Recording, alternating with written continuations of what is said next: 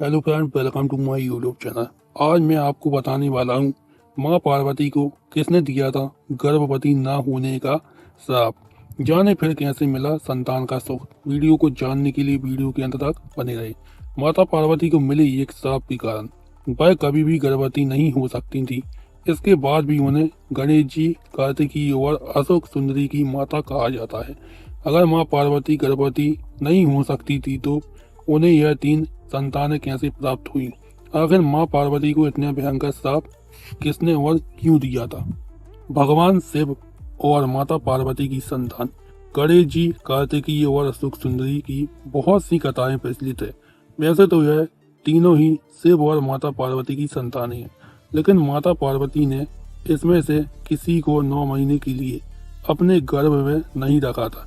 शिव पुराण के अनुसार माता पार्वती एक श्राप के कारण गर्भवती होने का सुख प्राप्त नहीं कर पाई थी, लेकिन गर्भवती न होने के बाद भी वह संसार में गणेश जी, कार्तिकीय और अशोक सुंदरी की माता कहलाई।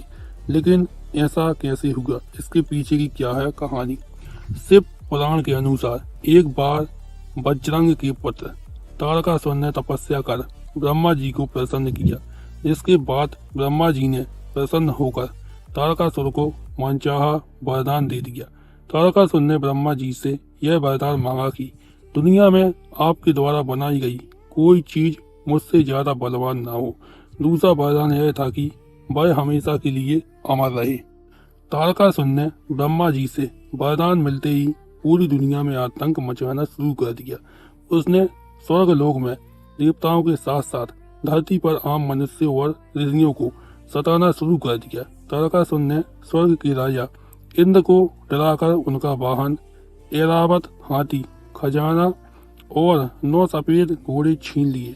ऋषियों ने भी डर के मारे कामधेनु गाय तारकासुर को दे दी थी, लेकिन इसके बाद भी उसका आतंक बढ़ता जा रहा था।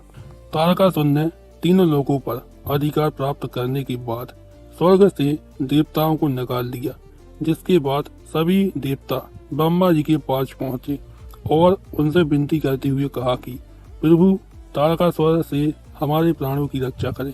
ब्रह्मा जी देवताओं को कष्ट में देखकर दुखी हुए और उन्होंने देवताओं को कहा कि इस स्थिति में कुछ नहीं कर सकता हूँ, क्योंकि तारकासुर के तप से खुश होकर मैंने ही उसे सबसे बलशाली होने का वरदान दिया था। ब्रह्मा जी ने देवताओं को दुखी देखकर उन्हें उपाय बताया कि तारकासुर का विनाश सिर्फ भगवान शिव की संतान द्वारा ही होगा। यह सुनकर सभी देवता हैरान हो गए, क्योंकि माता सती ने तो अपना शरीर योग अग्नि में नष्ट कर दिया था, तो यह कैसे हो पाएगा। तब ब्रह्मा जी ने कहा कि सती दोबारा पार्वती के रूप में जन्म लेगी, जिसके बाद उनका विवाह भगवान शिव के साथ होगा।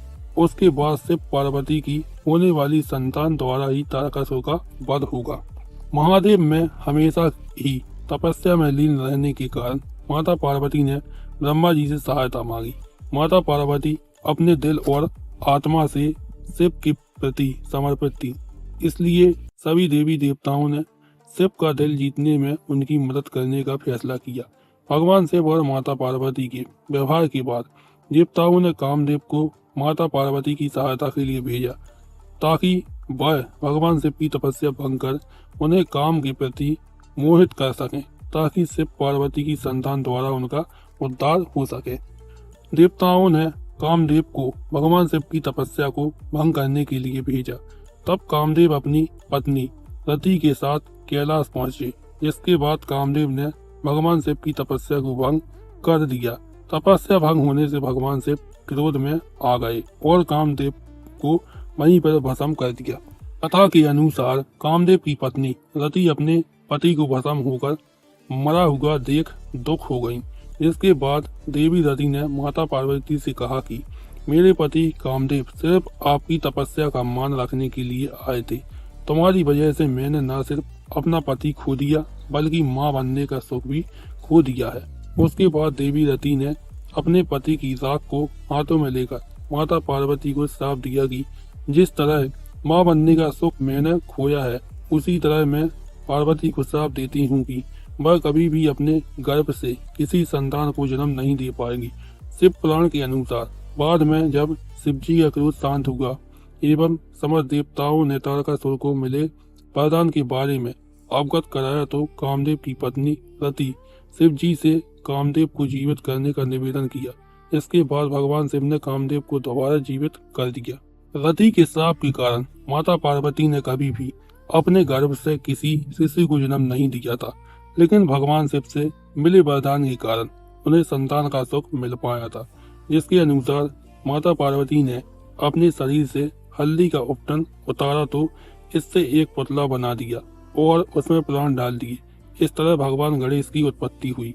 पार्वती ने अपने अकेलेपन को दूर करने हेतु उस वृक्ष से यह वरदान मांगा कि उन्हें एक कन्या प्राप्त हो। तब कल्प वृक्ष द्वारा अशोक सुंदरी का जन्म हुआ। इसी प्रकार तारकासुर का वध करने के लिए कार्तिक जी की उत्पत्ति हुई और माता पार्वती को संतान सुख प्राप्त हुआ। अगर आपको मेरा वीडियो अच्छा लगा हो तो वीडियो को लाइक कीजिए, चैनल को सब्सक्राइब कीजिए और वीडियो को ज्यादा से ज्यादा शेयर कीजिए। Subscribe now and press the bell icon. Never miss an update.